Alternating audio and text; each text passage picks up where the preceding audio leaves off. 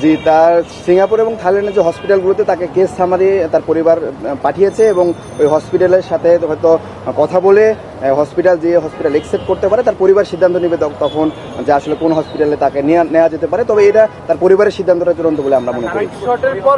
ওই হসপিটালে এখনো ওইভাবে রেসপন্স করে নাই, কেস সামারি অ্যানালাইসিস ওরা হয়তো করছে, তার পরিবার অফিসিয়ালি তাকে বাইরে নেওয়ার ব্যাপারে সিদ্ধান্ত দিবে। আমরা তার পরিবারের কথার জন্য আমরা অপেক্ষা করে থাকবো।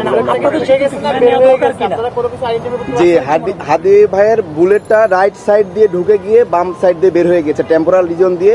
বুলেটের ফ্রেগমেন্ট আমরা একটা কাভার শেল সেটা পেয়েছি অপারেশনের সময়, এবং একটা অংশ তার ব্রেন স্টেমের মধ্যে রয়ে গিয়েছে, এবং সেটা খুব বেশি বুলেট ফ্রেগমেন্ট হয়ে একটা অংশ বাইরে গিয়েছে এবং একটা অংশ ব্রেন স্টেমে রয়ে গেছে, এবং একটা শেল বুলেটের কাভার আমরা অপারেশনের সময় বের করতে পেরেছি।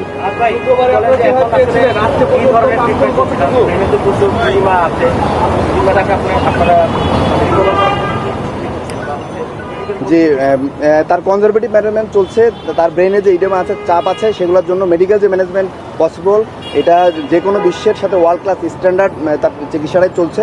তো সেটা কনজারভেটিভ ম্যানেজমেন্টে চলছে এবং ফার্দার কোনো সার্জারি লাগবে না বলে আমরা মনে করি। তারপরে যদি বোর্ড মনে করে যে না নেক্সট কোনো প্রসিডিউরে যেতে হবে, তাহলে সেই বোর্ডের সিদ্ধান্ত অনুসারে সেই প্রসিডিউরে যাওয়া পসিবল হবে। জিসিএস তার এখনও 3, আর E1 VT M1 আমরা মেডিকেলের ভাষায় বলি। তো জিসিএস যেরকম অপারেশনের আগে ছিল, অপারেশনের সময় যেরকম ছিল, ঠিক এখনো ওই পর্যায়ে আছে। যে মাথায় যে গুলিটা ফ্রেগমেন্ট হয়ে ভাগ হয়ে একটা অংশ বের হয়ে চলে গিয়েছে, আর অল্প ছোট একটা অংশ ব্রেন স্টেমে রয়ে গিয়েছে, এবং একটা গুলির কাভারিং আমরা অপারেশনের সময় বের করতে পেরেছি।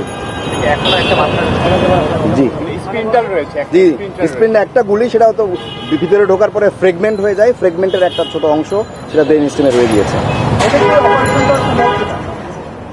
আসলে আমরা রিস্ক বেনিফিট চিন্তা করি। যে জায়গায় গুলিটা আটকায় আছে সেটা খুবই ডিপ সিটেড, এবং ওইখানে একদম ব্রেনের যে রক্তনালীগুলো আছে, ঠিক রক্তনালীর সামনে অনেকগুলো রক্তনালী সেখানে একসাথে সার্কেল অফ উইলিস বলি আমরা, সেখানে আটকায় আছে।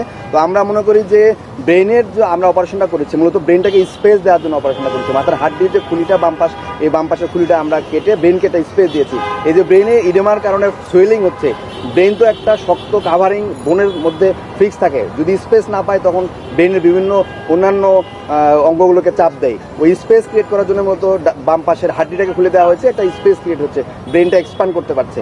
আসলে ব্রেনের গিয়ে রক্ত বা বুলেট নিয়ে আসার জন্য মূলত অপারেশন করা হয় না, ব্রেনকে স্পেস দেওয়ার জন্য মূলত অপারেশনটা করা হয়েছে। আমরা যারা অ্যাক্টিভিস্ট আছি, আমরা যারা জুলাইয়ের পক্ষে শক্তি আছি, তারা সবাই আমাদের জীবন হুমকির মুখে আছে বলে আমরা মনে করছি, এবং আমরা চিন্তা করছি যে দেশের যেই আইন শৃঙ্খলা পরিস্থিতি, এই পরিস্থিতিতে আসলে সামনের যে নির্বাচন